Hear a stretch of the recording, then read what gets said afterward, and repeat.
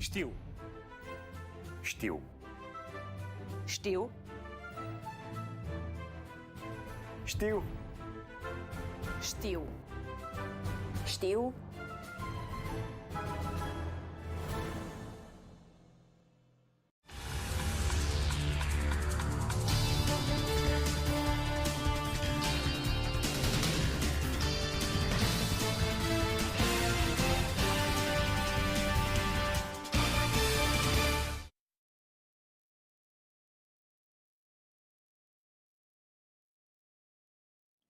Salutări la ZF Live în direct pe zf.ro și pe AFV Business. Eu sunt Răzvan Botea, vom discuta astăzi despre industria metalurgică din România, dar și din Europa, în prima parte a discuției, iar în a doua parte vom discuta despre ce înseamnă decizia Băncii Naționale de a reduce rata dobânzii de politică monetară cu 25 de puncte de bază. După cum știm, BNR a făcut prima mișcare în sensul reducerii dobânzii de politică monetară.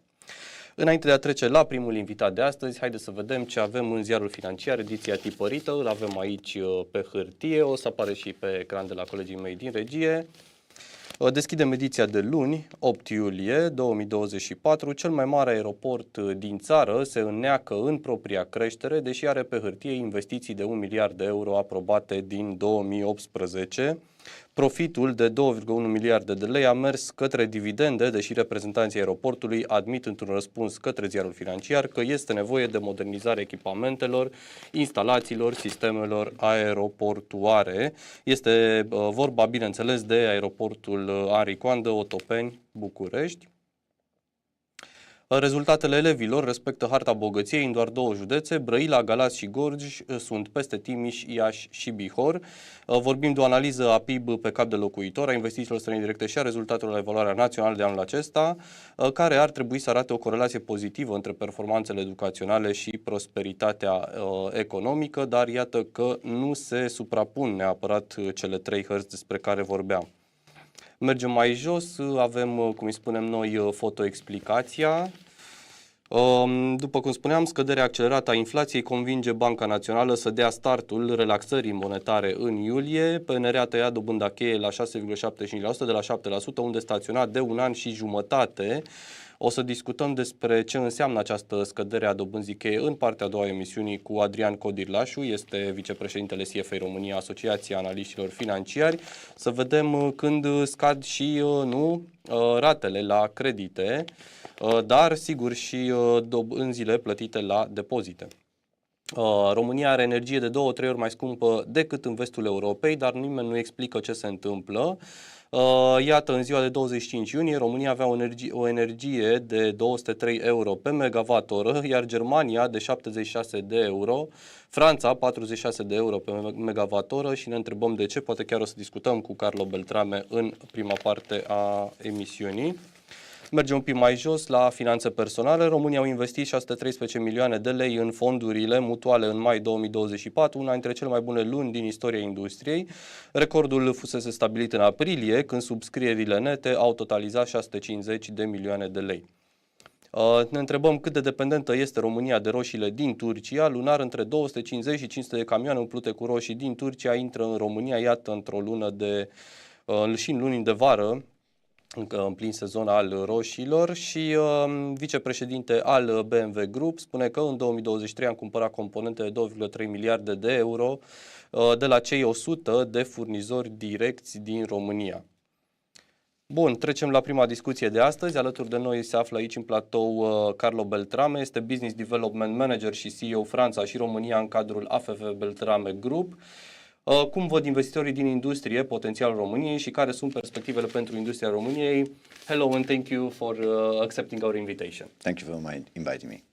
So the first question is what does the investment environment in Romania look like from your perspective? So Romania is very attractive. It's certainly one of the most quick and fast developing country in Europe. From another side, lack of developing of infrastructure that we just now seeing slow down the potential of this country. Mm-hmm. That's for sure. From another side, you were just mentioning before regarding electricity price, even if Romanian is almost captively in terms of energy production. Nevertheless, the spot price for electricity is, depending country by country, can be double or even 5 times higher than other countries. So this creates a different level playing field in Europe. So Romania is not just competitive with countries like Egypt or Turkey, is not competitive with countries like France, Spain, or Germany. Mm-hmm. So this not helping the heavy industry to flourish. Specifically about my industry, Romania in the past, let's say 25 years ago, was producing around 15 million tons of steel, 15 million, meaning that was, I think, 12 or 14 place in top of the world steel producer. Now we are producing 2 million. Meanwhile, all the other country in Europe was, the main country, was growing, Romania collapsed. Mm-hmm. Supporting more a spot policy on importing material, considering those materials cheaper. Why is cheaper? Why is cheaper importing from Turkey? Why is cheaper importing from Algeria? Because they don't have all the constraints that we have. Not just the cost of employees, but as I was just mentioned, price of electricity, price of gas. Even if Romania is 100% captive, we have constraint for environment. We have constraint now for the decarbonization that this could affect, and also for in the same time represent the biggest challenge on the past 50 years, I think. Regarding the energy prices, we were talking before the show. Why do you think it's this price in Romania even 5 times higher than in France, or more than double than in Germany? Which do you think is the explanation for this high energy prices here, which affects the competitiveness of the Romanian companies? A very good question. Okay. Do you have an explanation? It's a mystery. How do you see? My colleague here, Roxana Petrescu, the energy editor, says that nobody explains why it's happening this. So yes, you are looking at that article. Let's look at the other one. Please. Un miliardo de euro aprobate pentru investiții, doar că a dat 2,1 miliarde de dividende. Ok. Poate să fie asta? I mean, if I look at that, look at the energy company, huge profit, huge dividend. So one explanation might be that the public, the state-owned energy producers, they are paying dividends instead of investing. Oh, they're investing too. They're investing with the European funds. So practically, the energy industry, especially the biggest one in terms of Transelectrica, either was receiving money from modernization fund. So they have this kind of position in the market where they can receive money from modernization fund without a competition trial. That is good. I mean, that is part of developing an infrastructure country. I mean, absolutely a pro. What I don't agree, if I take the example of France, for instance, France provide competitive price of electricity for the heavy industry. Because what is not clear to everyone is that you can produce cheap energy, and Romania can produce cheap energy. You can produce a lot of energy, and Romania can produce a lot of energy. But if you don't have someone that's buy, and I'm talking about structural buyer, I mean heavy industry, for instance, at a certain point, the demand will collapse. Mm-hmm. And not just the demand will collapse in terms of total volume. The demand will collapse in terms of our consumption. Look, 10 years ago, the cheapest price was during the night time. Today, the cheapest price is on the daytime. Why? Because the energy profile, the generation energy profile change. So we have solar that influence a lot, produce a lot of energy in this number of hours. So you need someone that use it. And if we don't have it, because the energy, the steel industry, that of course is a big energy user, but also other industry, they are not able to provide also a service for the energy producer. So you mentioned earlier that Europe's industry is somehow not so competitive with other industries from other countries. Which do you think? What do you think are the solutions to European industry competitiveness problem? Because what we saw in the last years was that imports from Turkey, India came to Europe and made the producers, the European producers, the Romanian producers, with stock. Let's go a little bit more on the back. I think that in the past 20 years, we have one dogma in the industry, and it was globalization.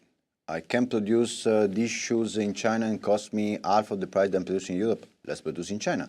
We brand it and we sell it in Europe. After that, we have a certain kind of happening, like the earthquake in Japan or the COVID, that somehow disrupt the supply chain. Yes. And we exactly understand the weak stability of this globalization. What's happening during this globalization? We keep under control the inflation. Not because we increase the salary, but because we were buying cheap material. Acquiring cheap material, that also for the energy is the same. We were acquiring gas from Russia, we were acquiring, and so on. Acquiring cheap material, all low, European country, not to increase the salary proportionally.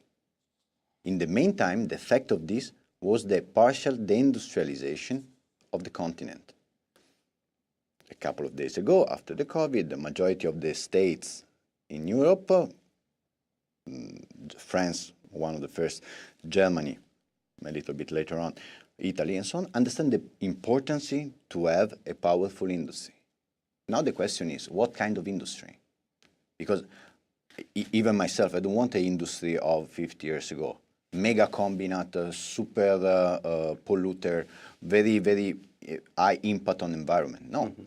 I want an industry that is sustainable, not just from economical perspective, but an industry that is sustainable from environmental perspective. Meaning, a local production for the local consumption. That is sustainable. How you can do that? So, we have to weigh mainly. One is the American model. So it's protectionism. Something that was like prohibited in the world of economists for the past 20 years. Protectionism doesn't work.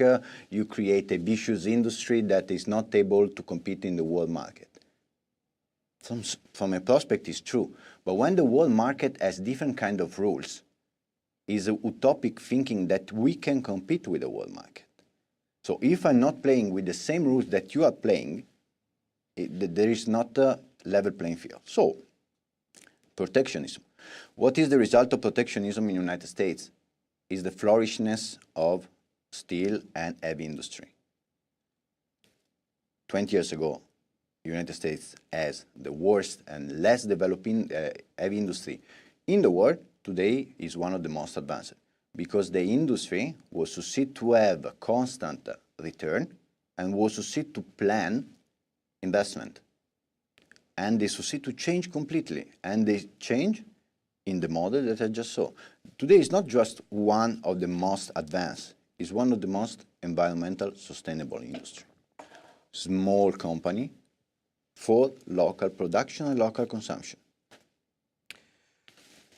How do you see in the next, I don't know, maybe this year, 2024, and maybe in the next 5 years, the Romanian industry? How is it going at this moment? What are the prospects and estimates for the next, for this year and next 5 years? So I'm not a financial analyst, so I will talk mainly about my industry because... Sure, of course. Certainly 2024 is a complicated year. And I'm coming back to what we were saying. We had the 2021, 2022. We are 2020, terrible year, COVID year, terrible year. We blocked our plant for 3 months, I think, something like that, due to COVID. And after that, we start. 2021, we have an explosion, a sparking of demand, and everybody was running after market growing, and so on. 2022 was, I think, one of the best years in the history for our industry.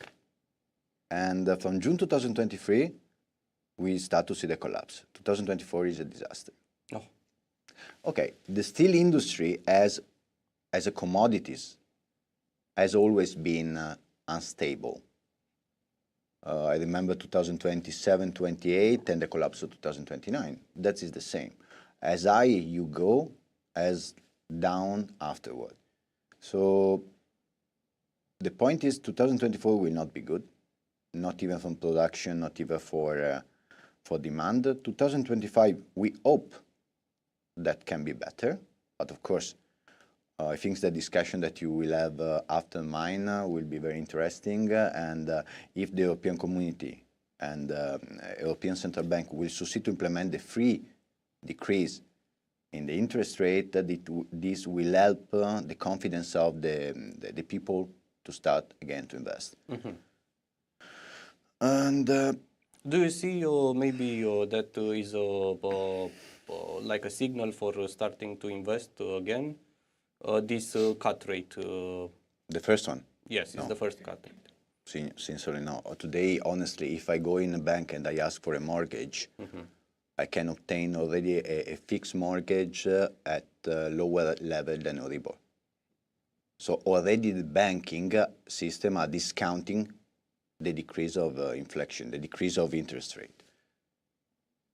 Then that's not enough. I mean, maybe if they will succeed to implement the free cutting that they were planning to do, maybe yes. Okay. And of course, there is some kind of external event that can change completely the course. That's, for instance, if the war in Ukraine will stop. If the war in Ukraine will overnight stop, and there will be a boost of confidence from the people. On that, I'm pretty sure. Mm-hmm. Not even if the reconstruction will start, but maybe just a matter of trust. Mm-hmm. Okay, so 2024 will not be so good. Okay, No. 2025 may be better because of the easier financing, maybe. How do you see the financing in the industry sector, in the steel industry sector? I see. Industry sector is a sector that is one of the biggest polluters of CO2. And if your project are focused on decarbonization, I cannot say the finance is easy, but if you are reliable and your project is solid and material, you can do it, even in a moment like this. So finance can be achieved if the project and the partner are good. Okay, so we talked a little bit about the European industry, but I was wondering how do you see the evolution of Eurozone industry in the next 1 year, 5 years? Because here in Romania, the industry is very dependent on Eurozone industry, especially on Germany, France and Italy.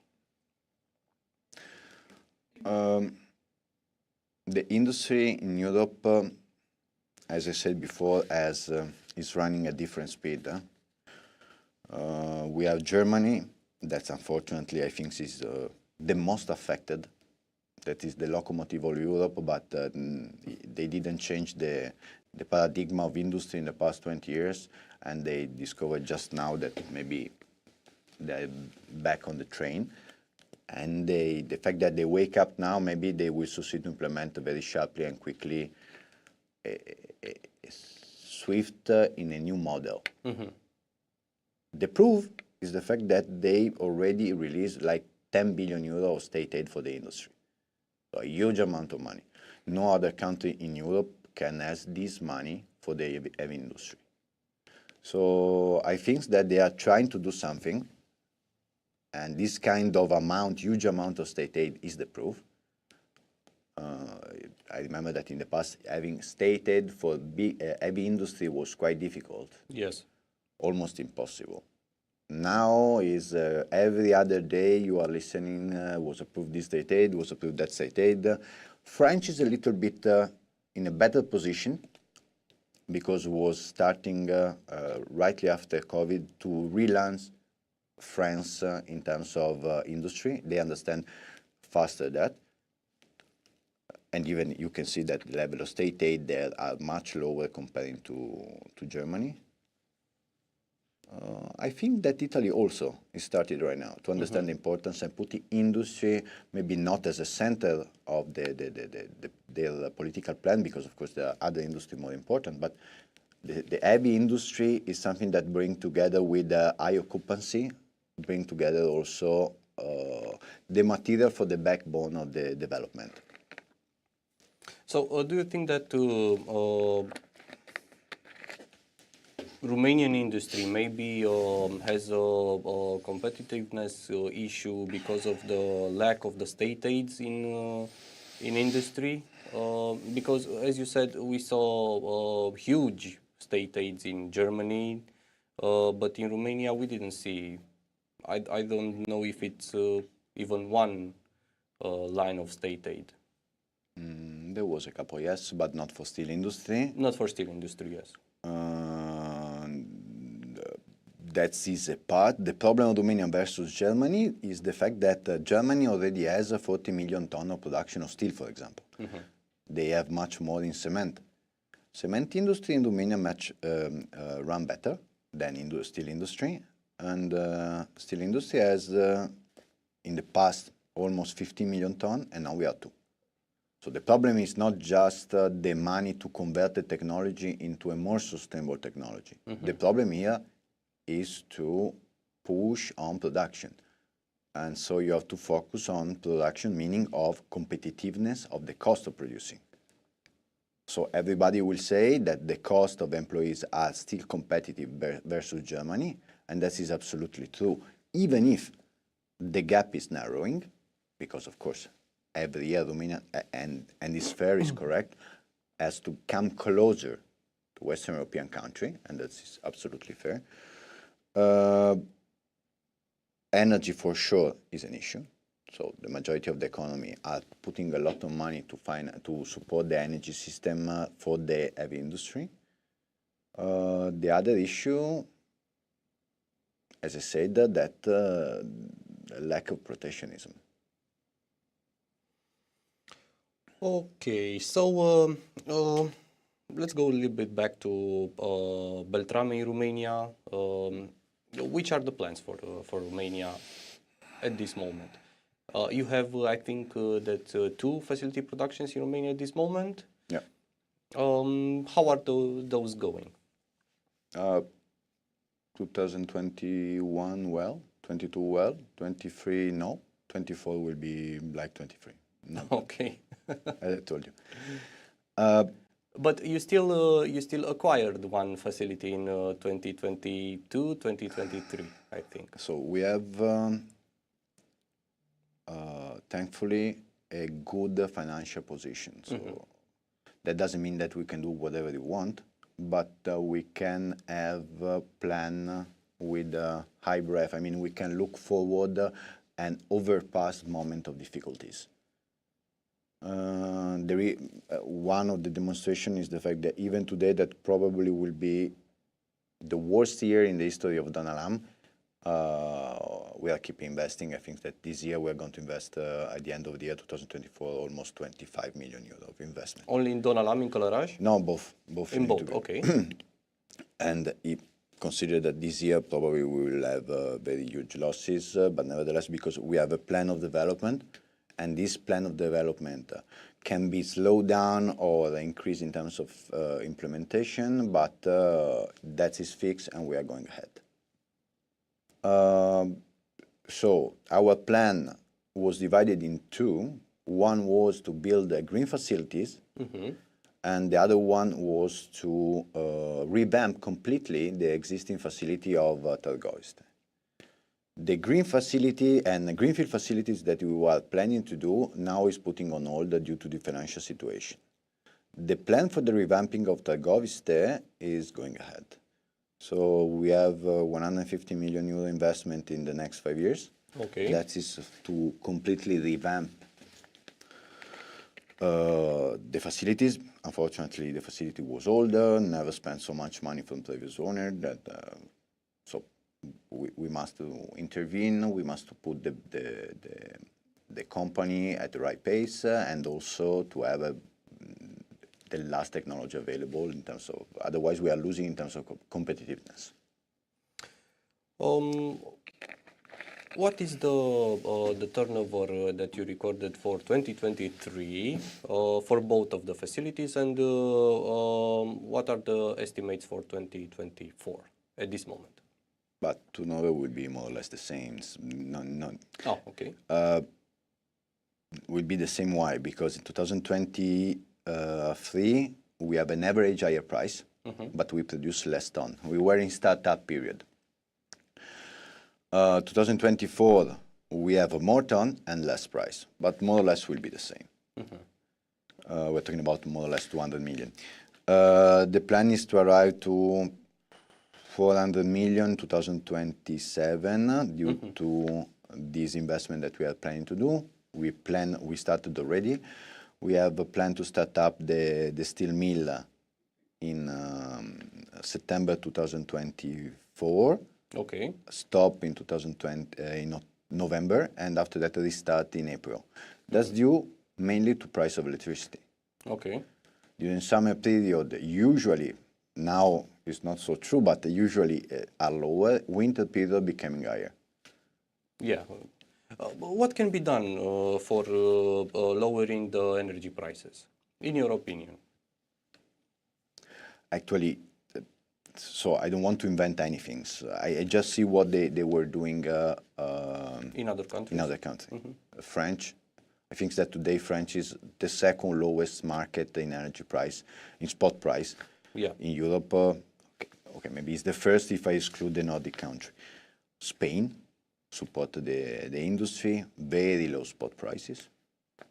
Germany interpretation of energy price is a little bit tricky. So for instance, today French market receive something like 15 up to 18 euro per megawatt of state aid support. So from the energy price that you see in this article, you have to deduct this state aid. Okay. So keep in mind 15, 18 euro. Germany is around 48. Oh, okay. So 3 times more. So if you see 80 euro megawatt hour in Germany, yeah, but after that deduct the state aid. So we'll become very competitive again. Yeah. Of course, state aid help. Or a national policy for heavy industry. That is another one. Okay, but what about the raw material prices? How are they at this moment, and how do you see them in the next period? So the material prices is a challenge. The market of finished product collapsed. Raw material didn't collapse. Why? Because our raw material, meaning scrap, is the single technological solution available today for decarbonization. So we didn't succeed as a European community to include scrap as a strategic raw material to avoid the export, but we are keeping implementing the decarbonization plan at full speed. I was begging and praying that scrap will be inserted there. Scrap is a strategic raw material. It's not just strategic raw material, it's the raw material that is endless recyclable. It's the most recycled material in all Europe in terms of quantity. And the supply chain is well structured, can be provided, and raw material, by the way, in Romania scrap, there is an abundance, and we are exporting more than what we consume. The strange thing is that we are exporting scrap, low value added, and we are importing finished product, high value added. It's the same situation like in the food industry in Romania. We export corn and we import, I don't know, finished products with corn. So how can become the scrap iron, as you say, is a critical raw material, but how can we conduct some policies that we can protect this critical raw material? How do you see? Just inserting as a strategic raw material. There is a definition in the European Community that's defined as strategic raw material. If the scrap is inserted there, will be not impossible, but much, much more difficult to be exported. Meaning that will be much easier to convert the process from blast furnace or the much polluted process into more sustainable. So because we have raw material available, now all the other countries like Turkey, like India, they are importing our scrap from European Community because they are implementing their decarbonization plan. And they're buying our scrap. So they're buying the scrap iron, they're selling us, I don't know, a tableau, which is the... Yeah. Tableau, cell beton. Yeah. Okay. So we're almost at the end of this first part of the ZF Live. Which are the expansions planned for Beltrame in Romania? So in terms of production, as I said, we want to double the production, triple the production in the next 3 years, producing increased production of construction steel, but the majority focusing on quality steel. In terms of policy or strategical development, certainly one of the most important things that also happened today is the introduction of some criteria. For example, in construction industry, you can imagine that when you build a house and you have construction material, after that you live in this house, average 25, 40 years, that is the average European life. The CO2 emission for that specific house is coming 68% from the, let's say, daily operational use of the house, the gas, the heating, the lighting, okay, the maintenance. 32% is coming from the construction material that you build that house with. So it was approved by the European Community, the new regulation for embedded emission. Embedded emission meaning you are building that house, you have to use that specific material because it has a lower content of CO2. Yes. And that's, thanks to God, that they include also the embedded emission. That's, we will see somehow this impact in the next 2-3 years, starting from 2026, 2027, also in Romania. The other important policy that we are promoting today is the green public procurement. So we succeed to implement somehow something similar in France, not we as Beltrame, of course, but in terms of industry. And France started becoming very, very, very, very focused on green public procurement, meaning that the distance of production of the material is very important and is included in the cahier de searching, in the tender list of material that you have to buy. So this kind of policy are very important also for our development in Romania, because again, we cannot compete with other countries that has different playing field. Yes.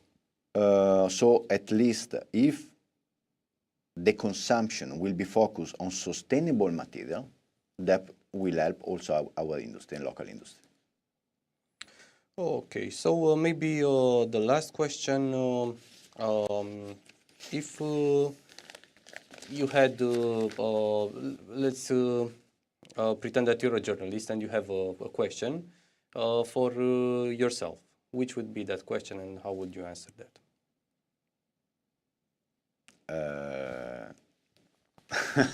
If you have, I don't know, maybe a message you want to say, or if you have... Okay, I got it. Do you trust in the decarbonization? I think decarbonization is the biggest challenge of the European continent since 50 years. Yes, I trust. But okay, I'll do a follow-up question. So do you trust the decarbonization, but how can Europe and Europe industry approach this challenge in decarbonization? Like you see, I think maybe 30%, 20 to 30% of the CEO emissions come from Europe. The rest comes from China, US. Even less than 20%. Less than 20%, yeah. How can we approach this challenge? You see? Yeah, there's certainly, but somehow someone has to start, no? And from other side, we are talking about the United States. If you go in California, they have a much restrictive measure in terms of emission comparing to all European community. Mm-hmm. But somewhere we have to start. And nevertheless, one of the goals of the decarbonization is also for the European continent is the independency of from energy production. So if you exclude the gas, and also even if you consider it as a transitionary energy, if you exclude gas and oil, Europe can really become independent. Okay, so before we close in a short recap, you will have 150 million euros investment in the next 5 years, you said, and you expect to double the production. Triple the production. Yeah, next 3 years. Yeah. In next 3 years. Oh, okay. Thank you. Thanks to you. We'll hope to accept our next invitations to our interviews and in the newspaper. Thank you. Thank you very much. Doamnelor, domnilor, încheiem prima parte a ediției ZF Live de astăzi. A fost alături de noi la o discuție despre industria României, cum facem, cum este în acest moment, unde se află în context european și context global. A fost Carlo BELTRAME, este Business Development Manager și CEO Franța și România în cadrul AFV Beltrame Group.